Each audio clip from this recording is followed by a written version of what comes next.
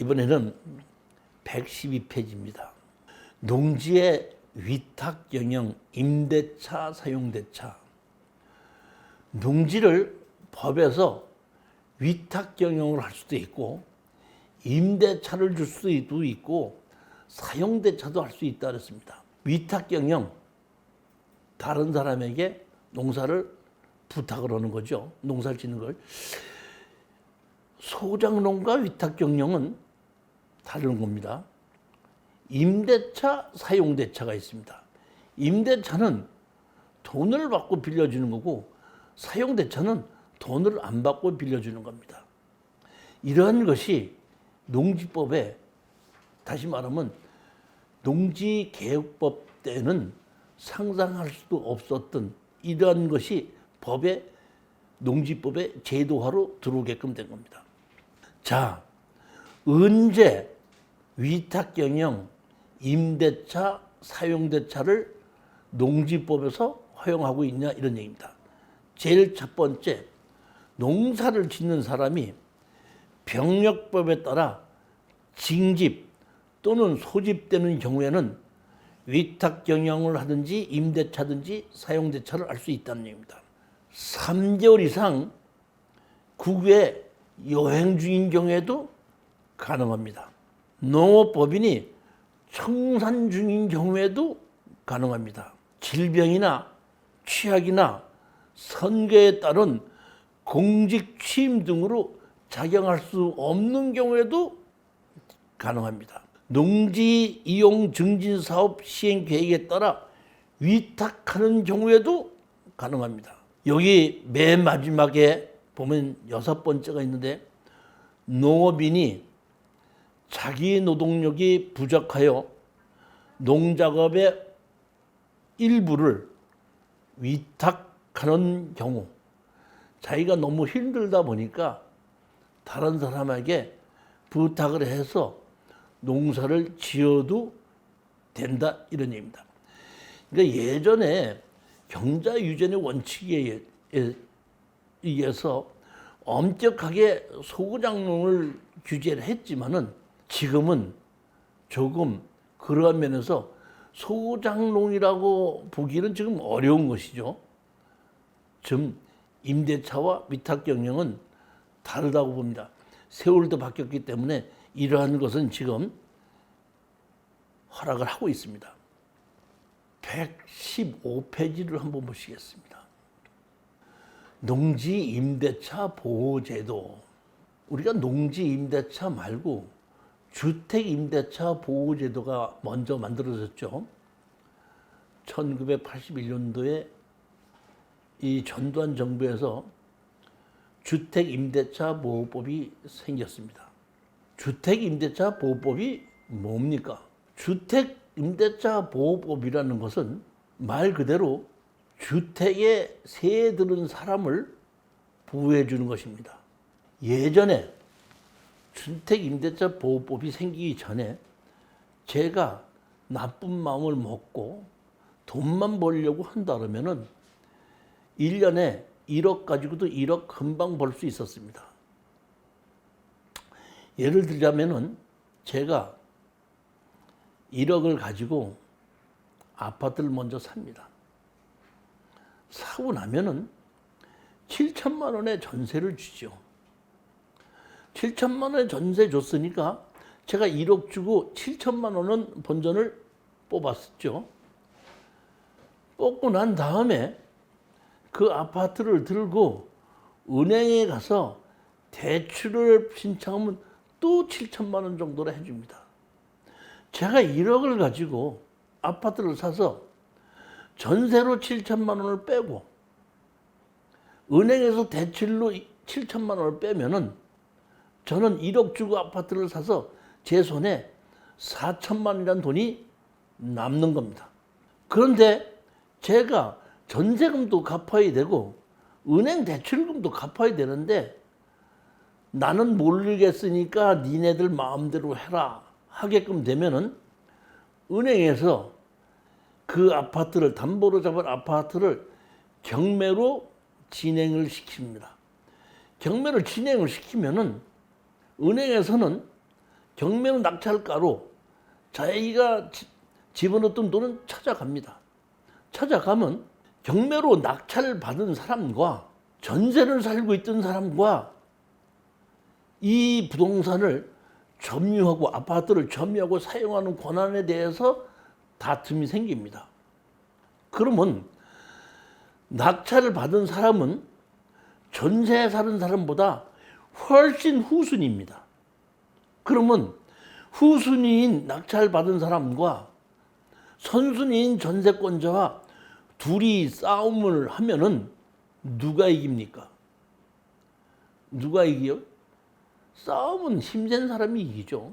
그러면 낙찰자가 힘이 세요? 세입자가 힘이 세요? 누가 힘이 세냐면 판사님이 편 들어주는 사람이 힘이 셉니다. 그럼 판사님이 낙찰자 편을 들어줍니까? 세입자 편을 들어줍니까? 판사님은 법대로 하거든요. 세입자는 채권법에 속해 있고 낙찰자는 물권법에 속해 있습니다.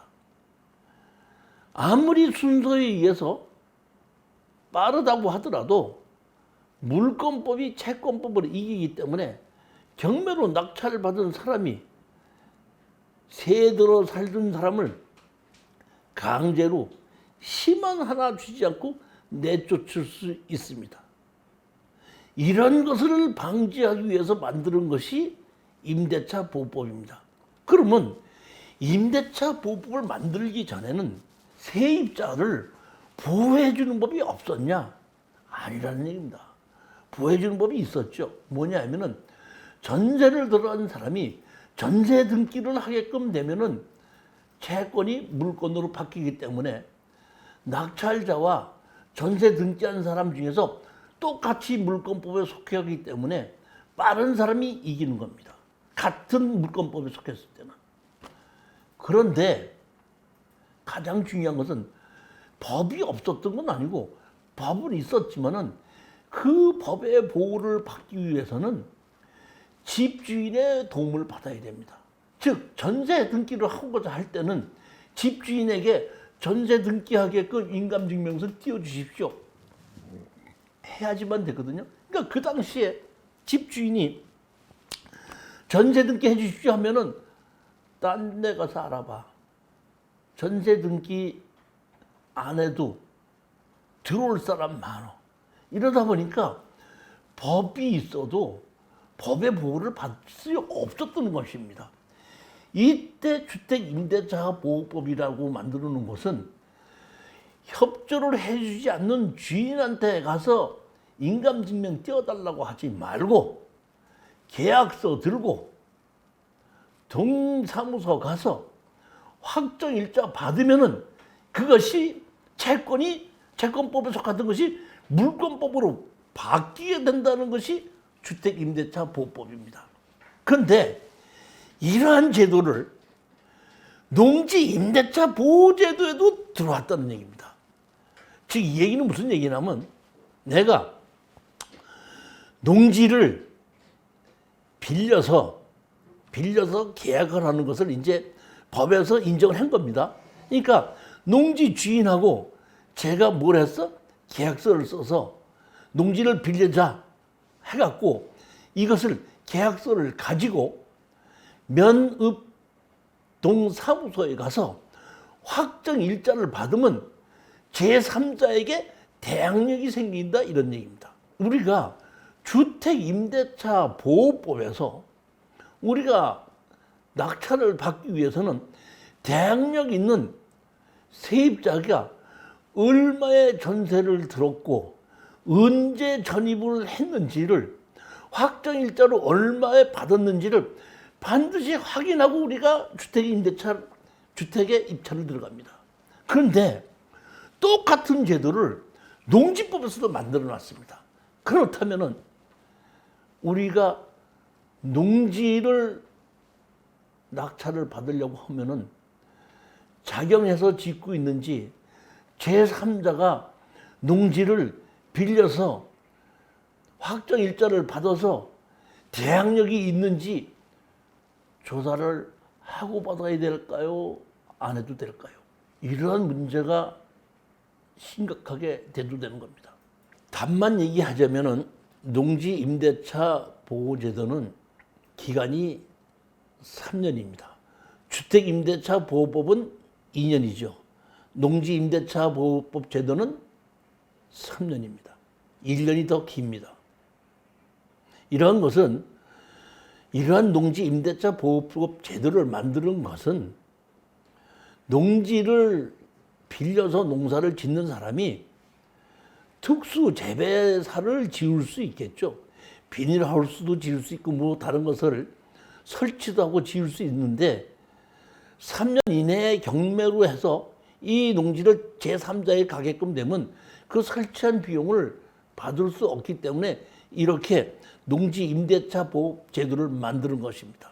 그럼 우리가 경매로 농지를 취득하려고 하는 자는 반드시 이 농지가 대항력 있는 임차인이 농사를 짓고 있는지 아닌지를 알아봐야 되지 않느냐, 이렇게 생각할 수도 있지만은 사실은 그렇지가 않습니다. 여기서 가장 중요한 것이 뭐냐면 민법 제303조 전세권의 내용, 이런 것이 있습니다. 전세권자는 전세금을 지급하고 타인의 부동산을 점유하여 그 부동산의 용도에조차 사용, 수익하며 그 부동산 전부에 대하여 후순위 관리자 기타 채권자보다 전세금의 우선 변제를 받을 권리가 있다. 이게 전세권의 내용입니다. 그런데 이 민법 303조 제2항을 보게끔 되면은 농지는 전세권을 목적으로 하지 못한다. 즉 다시 말하면 주택은 전세를 할 수 있고 전세 금액을 가지고 대항력을 행사할 수 있기 때문에 반드시 조사를 해야 되지만 농지는 대항력이 있다고 하더라도 전세금으로 대항을 하는 것이 아니라 3년이란 기한만 가지고 대항력을 행사하는 것이지 그 외에 행사는 할 수 없기 때문에 제가 판단하기에는 내가 경매로 농지를 가격이 싸서 낙찰 받았는데 임대차로 농사를 짓고 있던 사람이 최악의 경우가 3년을 계속해서 농사를 짓게 하는 겁니다.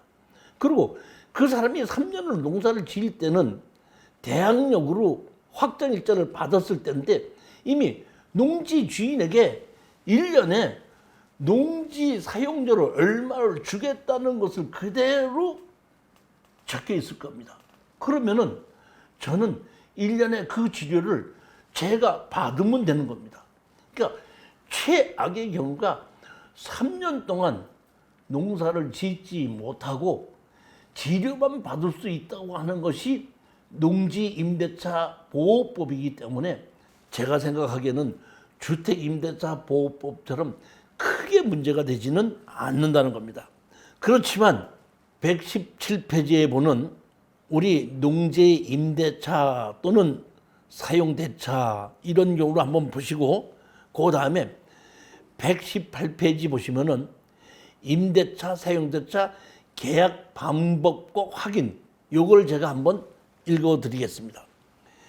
임대차 계약과 사용대차 계약은 서면 계약을 원칙으로 한다.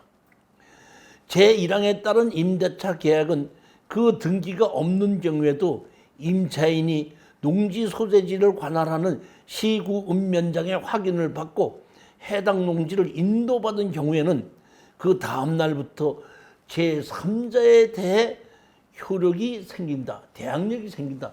주택 임대차나 농지 임대차나 확정일자를 받으면 제3자에게 대항력이 생기는 건 똑같습니다.